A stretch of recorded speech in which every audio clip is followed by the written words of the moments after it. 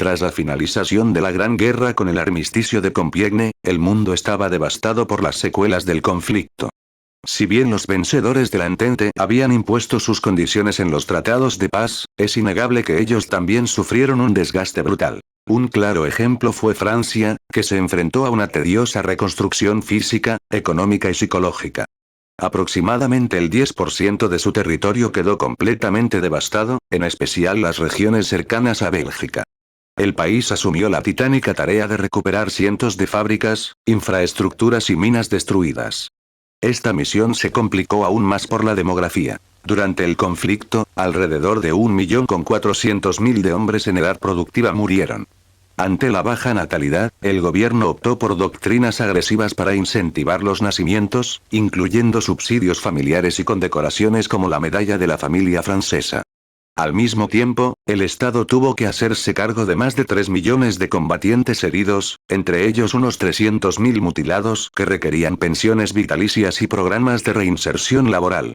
Esta enorme carga social y financiera generó una crisis fiscal que arrastraría a la política francesa durante toda la década de 1920. Otro caso crítico fue el del Reino Unido.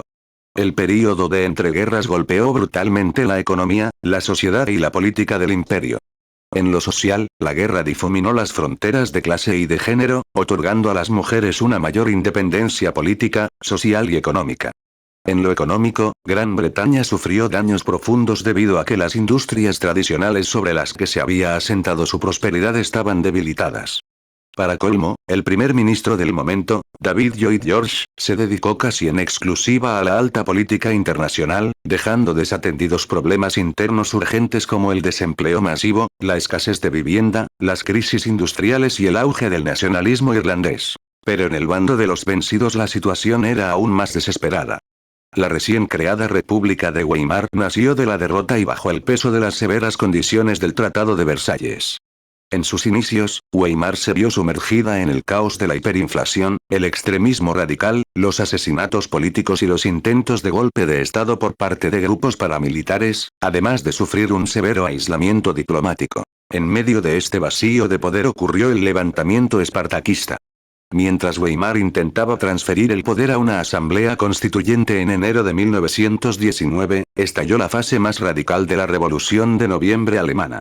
Los socialistas moderados, aliados con el ejército para restablecer el orden y la autoridad de los oficiales, decidieron disolver los consejos obreros.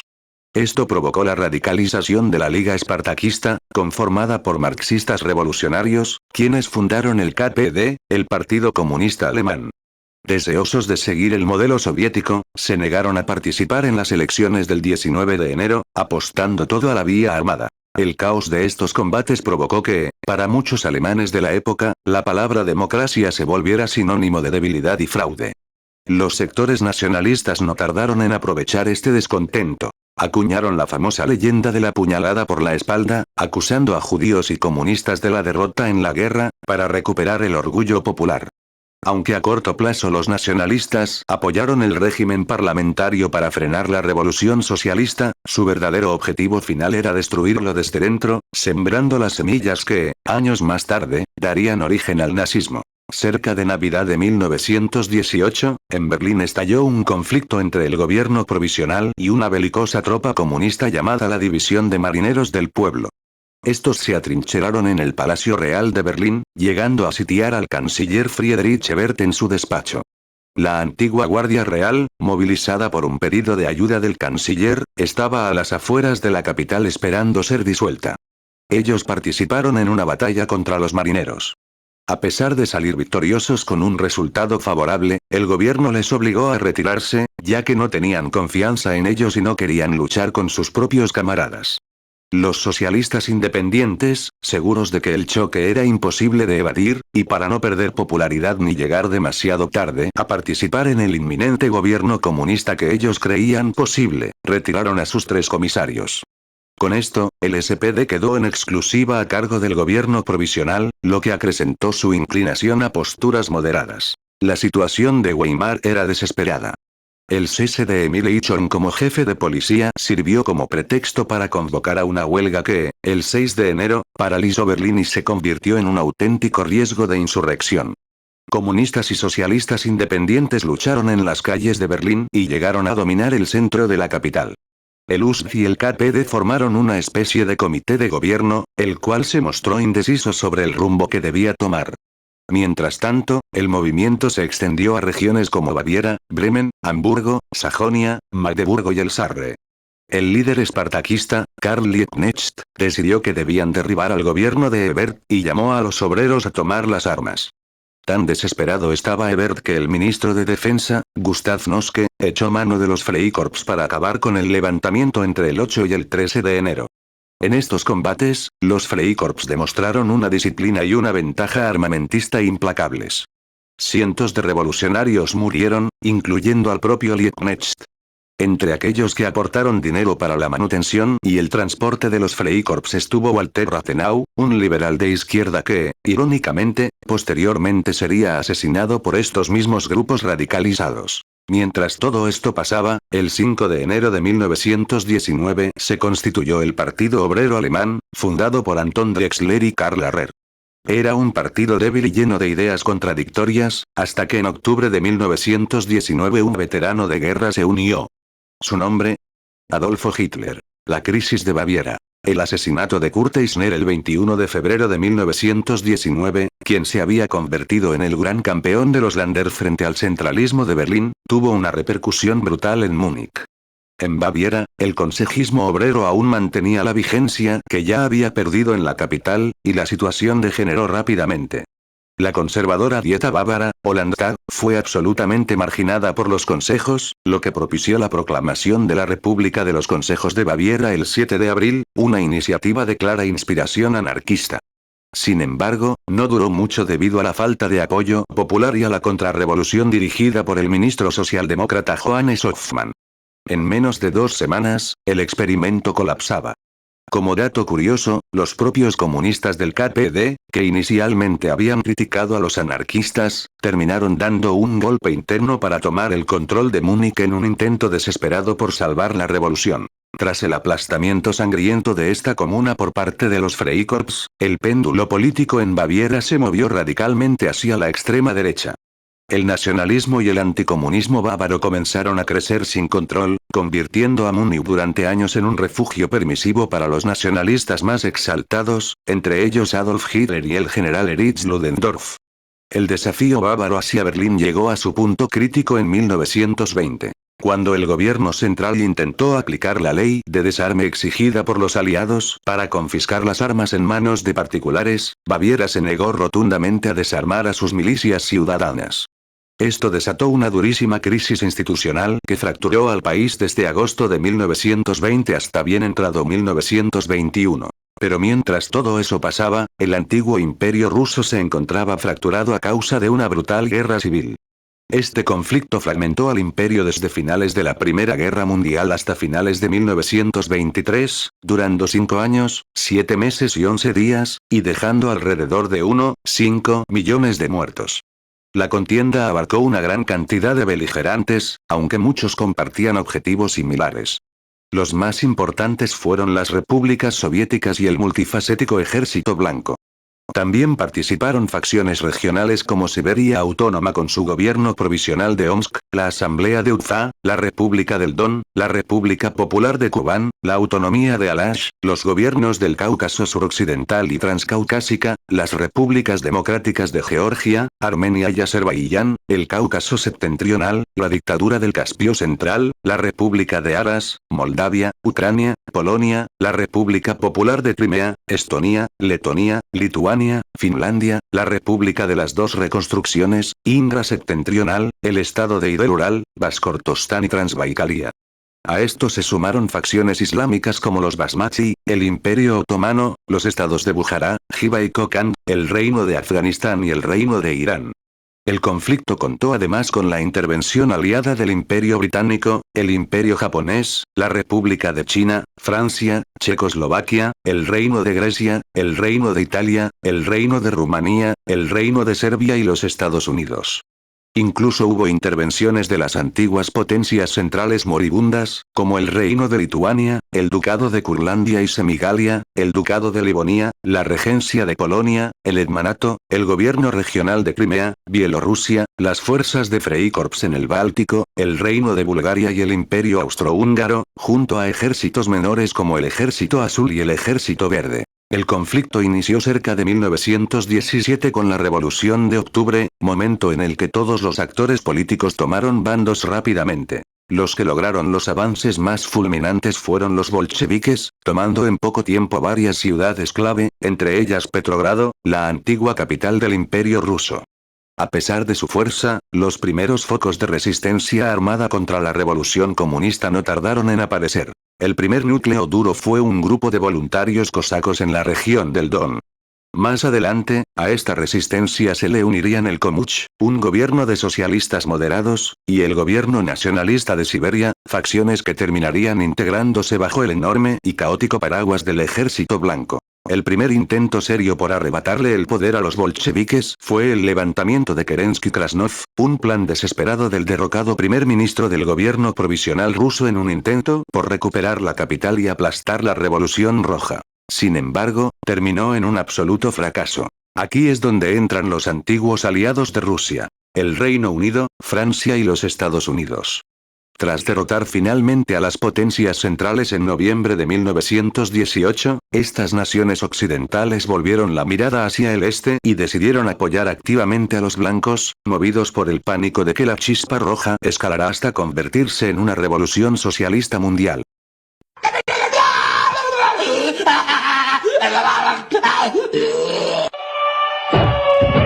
Esto que acaban de escuchar es solo un resumen corto y vago de las primeras etapas de la Guerra Civil Rusa. Para no sobreextendernos mucho, debéis saber lo más importante. El 17 de julio de 1918, tropas bolcheviques mataron brutalmente a la familia imperial.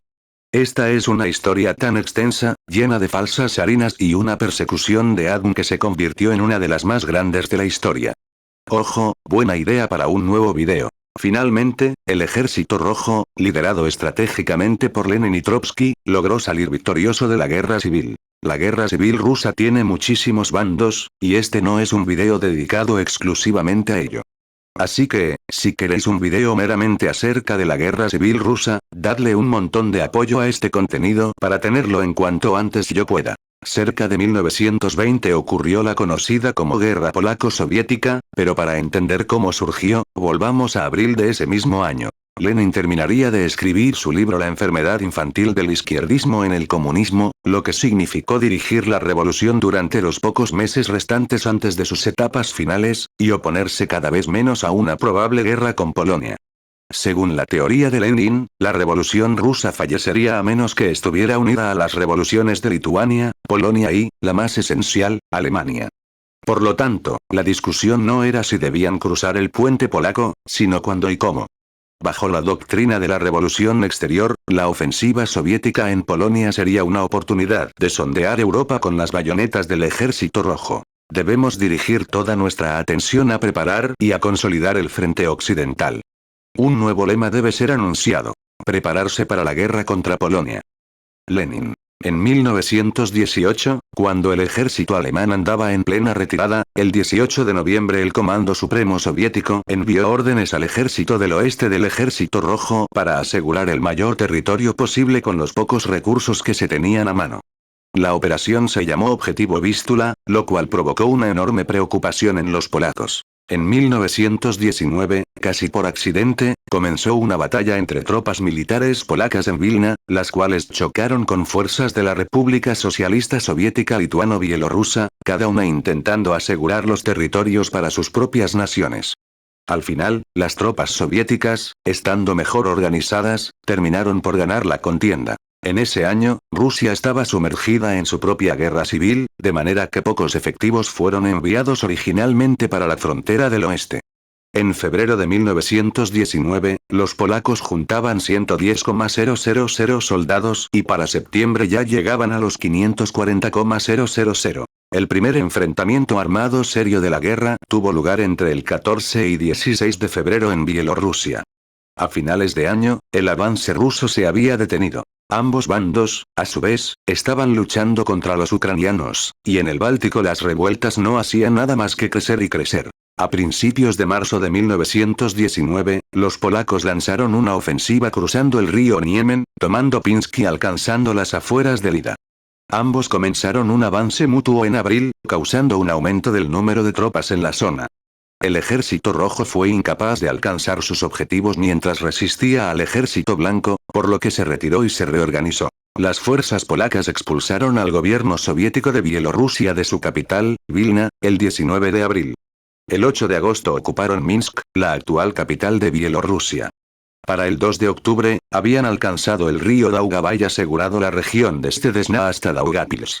Fue entonces cuando la guerra civil rusa se comenzó a poner fea. Afrontemos la cuestión. Si aprovechamos la ventaja del entusiasmo en nuestro ejército y la ventaja de que gozamos al sovietizar Polonia, la guerra defensiva contra el imperialismo habrá acabado, la habremos ganado, podríamos y deberíamos tomar ventaja de la situación militar para comenzar una guerra ofensiva, deberíamos presionar con las bayonetas para ver si la revolución socialista del proletariado no ha madurado en Polonia, rompiendo el ejército polaco, destruiremos el Tratado de Versalles en el que está basado hoy en día todo el sistema de relaciones internacionales. Lenin. Pero volviendo a Europa Occidental, el 11 de enero de 1923, tropas francesas ocuparon la región alemana del Ruhr. Esta acción fue iniciada por el primer ministro francés Raymond Poincaré, con el objetivo de ocupar el principal centro de producción de carbón, hierro y acero situado en esa región. Así, Francia esperaba obtener por la fuerza el dinero de las reparaciones que Weimar le debía. Cabe aclarar que Francia era rica en hierro mientras que Alemania lo era en carbón. Cada país deseaba obtener libre acceso a aquellos recursos de los que carecía, teniendo en cuenta además que estas dos materias primas tenían un valor mucho mayor cuando se procesaban en conjunto. La ocupación francesa fue recibida por los alemanes de la zona con huelgas no violentas e incidentes de sabotaje. Posteriormente, los nazis exageraron este hecho, creando un mito generalizado de resistencia armada. En los inicios de la huelga, Weimar apoyó a los trabajadores pagando sus sueldos. Pero ante la perspectiva de un colapso económico inminente, con una enorme tasa de desempleo y una desbocada hiperinflación, finalmente en septiembre de 1923 las protestas fueron canceladas por el gobierno de coalición de Gustav Stresemann. Tras el fin de la huelga, se firmaron los tratados de Locarno y el Plan Dawes para reestructurar las reparaciones, lo que retrasará el auge del nazismo hasta la llegada de la Gran Depresión. A pesar de eso, el malestar social creció y se desataron varios intentos de golpes de Estado, siendo uno de los más conocidos el Putsch de Múnich, ejecutado por Adolf Hitler. Un dato clave que vale la pena aclarar es la existencia de la República de Austria Alemana, que intentaba unirse a la República de Weimar, una unión que en ese momento nunca se llevó a cabo debido a las prohibiciones de los aliados. Mientras tanto, en América, los Estados Unidos gozaban de un crecimiento económico pleno, al ser el único país que no fue afectado de forma tan brutal por la Primera Guerra Mundial. Pero su fiesta se acabaría con la llegada de la crisis económica de 1929. Esta inició a partir de la estrepitosa caída de la Bolsa de Valores de Nueva York el martes 29 de octubre de 1929, conocido como el crack del 29 o el martes negro, y rápidamente se extendió a casi todos los países del mundo. Sus efectos fueron brutales a nivel mundial, provocando un 60% de disminución del comercio internacional. El desempleo en Estados Unidos aumentó al 25% y en algunos países, como Alemania, superó el 30%. Esto duró hasta 1932, cuando el electo presidente de los Estados Unidos, Franklin D. Roosevelt, estableció una política económica de rescate a la que llamó el New Deal. Sin embargo, a nivel mundial, el golpe ya estaba dado y la crisis no paró. El auge del fascismo y nazismo en el mundo. Entre el 27 y 29 de octubre de 1922 se organizó la Marcha sobre Roma. Esta marcha marcó el final del sistema parlamentario tradicional y el principio del régimen fascista italiano. Benito Mussolini, desde 1919, había desarrollado el movimiento fascista incrementando la violencia de su discurso contra los socialistas y comunistas, así como alentando una exaltación de la fuerza como su principal arma política y lanzando una dura crítica al liberalismo y la democracia. El 30 de enero de 1933, el presidente alemán Paul von Hindenburg nombró como canciller de Alemania a Adolf Hitler, líder del partido nazi, cuyo nombre completo era Partido Nacional Socialista Alemán de los Trabajadores. Los nazis eran radicalmente de derecha, antisemitas, anticomunistas y antidemocráticos. En 1934, con Hitler ya consolidado en el poder y temeroso de que su propio grupo paramilitar, la SA, los Camisas Pardas, y su líder Ernst Röhm estuvieran organizando un complot contra él, mandó al ejército regular y a las SS a purgar y matar a los líderes de la SA. El régimen logró su objetivo con éxito en la llamada Noche de los Cuchillos Largos. Imperialismo italiano. La guerra ítalo-etíope. Tras el desastre que fue la primera guerra entre Italia y Etiopía a finales del siglo XIX, la cual dejó un resultado humillante para la potencia europea, en 1935 Mussolini declaró nuevamente la guerra a Etiopía. Esta vez, las fuerzas italianas atacaron con gases venenosos y tecnología de punta contra un ejército africano que a duras penas tenía rifles antiguos. La Sociedad de las Naciones no hizo nada significativo para detenerlo, y así es como Italia se marchó de la organización, quedando temporalmente aislada de la política internacional. Guerra Civil Española. Tras el fallido golpe de Estado en España el 17 de julio de 1936, estalló un brutal conflicto civil que fracturó al país. Los dos bandos principales fueron la España nacionalista, controlada por Francisco Franco, contra la República Española. Francisco Franco fue apoyado activamente por militares italianos y alemanes, quienes ayudaron a movilizar rápidamente a las tropas coloniales desde el Marruecos español hasta la península ibérica. La República, a pesar de ser apoyada por la Unión Soviética y las brigadas internacionales, terminó perdiendo la guerra civil en 1939, dejando a un nuevo aliado del fascismo en el corazón de Europa. Mirando hacia Asia, China era un caos total. El 18 de septiembre de 1931 ocurrió el incidente de Mukden. Tropas japonesas invadieron la región de Manchuria a lo largo del ferrocarril del sur. Bajo las órdenes del general Jiro Tamon, en cuestión de días ocuparon las ciudades más importantes de la región.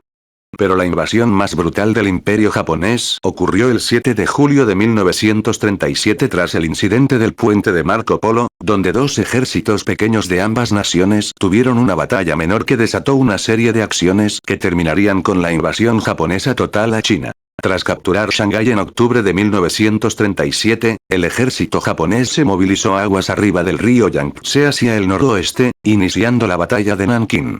El 17 de diciembre de ese mismo año los japoneses ganaron la batalla tras la retirada del líder de China y la mayor parte de sus comandantes, dejando la ciudad indefensa.